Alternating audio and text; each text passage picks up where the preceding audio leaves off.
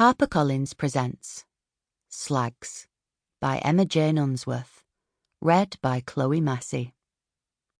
4 lubes. It is a small thing to rage in your own bowl. Anne Sexton.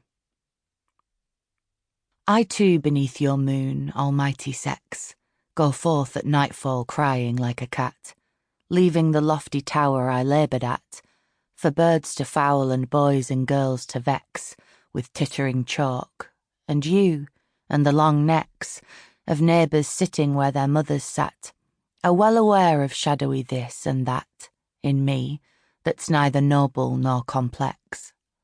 Such as I am, however, I have brought to what it is, this tower. It is my own. Though it was reared to beauty, it was wrought from what I had to build with. Honest bone is there, and anguish, pride, and burning thought, and lust is there, and nights not spent alone. Edna St. Vincent Millay.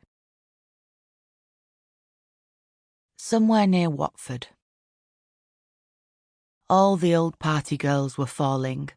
Sarah could feel it on the city streets, in the slow limp of Saturday nights where no one went out anymore to pound the pavements with their passion or fury. Sofas were the new bar stools. People didn't salute the sun from jagged rooftops, glass in hand. People jogged instead, at 5 a.m. Across the land, beds were made and slept in. Geese flew overhead, unheard. The pubs and clubs were dying. Younger generations preferred coffee and conversation. Everyone was thinking about their gut health, or their crochet, or the state of the economy. Sarah herself, once a committed party girl, was regularly flirting with sobriety. This time she'd managed a month so far. She had given up drinking in February, nothing so cliched as January, for God's sake, because she was starting to feel unwelcome in her own life, as though her personality was a badly fitting suit she'd inherited from a dead aunt. Night after night, she had sat sober, in front of a candle, forgiving herself, waiting for clarity to hit. A month in, she was ready to cave. It was just so boring. Sarah possessed grit and tenacity like any woman with red hair, but the one thing she couldn't hack was the boredom. Which was why she was sneaking glances at someone else's phone, reading the texts of the woman sitting beside her. To be fair, they were excellent texts, some of the best Sarah had read, in fact. They were a real treat. They were a sort of party. They had everything: intrigue, raunch, playfulness, and a plot twist. I keep thinking of you with Keely. I keep thinking of you coming over after and punishing me, tasting her on me. Have you got a lot on at work? Yeah, we're moving to a bigger office on a higher floor on Monday.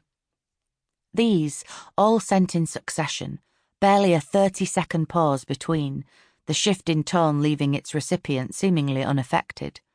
Sex and mundanity, all wrapped up. Sarah was reeling, unsure whether this unflinching juxtaposition of opposites was evolved or basic. The woman whose phone she was spying on looked barely 30. She looked like she was coming home from a shift at a department store or jewellery shop. She looked elegant but not rich, keen to shuck off her blouse and trousers and get into her pink onesie with a bowl of noodles. A normal life. A normal life shot through with sexts. The train was heading out of London, bound for the north. Blocks of flats flicked past in her peripheral vision. The woman next to her skittered through her socials, checked her bank balance, ordered a pair of fur-lined Crocs. It wasn't the colour Sarah would have chosen, but this wasn't Sarah, and it wasn't her life. Or her phone. She was just looking at it. It was Saturday night. This was entertainment. Ding! A new message arrived on the woman's phone, the alert blooming down blue from the top of the screen. The woman flicked back to her inbox. That'll be exciting for you and the team, XOXO. Sarah sighed. Can we get back to tasting Keely?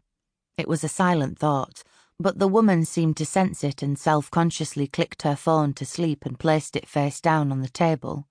Turning her head towards Sample complete. Ready to continue?